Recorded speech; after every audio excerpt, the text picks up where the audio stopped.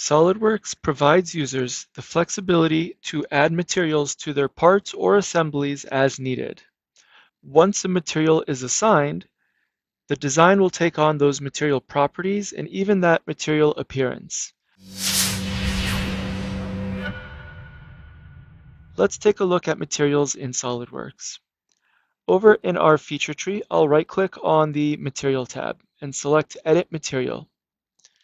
I have a long list of materials that I can select from, or I can search for.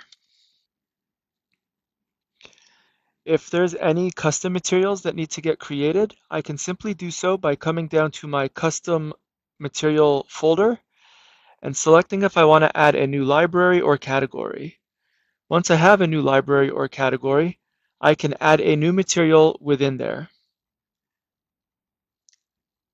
I can start building materials from scratch if I wanted to build things in with a value that I got from a provider, or we can use existing materials and create a new material from this, so that way we don't have to re-enter information over and over again when that information is already in the system for us and we just need to tweak something else. We also have favorites in our library. I can right-click on my materials and choose from a list of favorites that I have pre-selected. To customize these favorites, I can easily come in here and right-click and select Manage Favorites. We'll select whatever favorites we want to add and simply choose Add.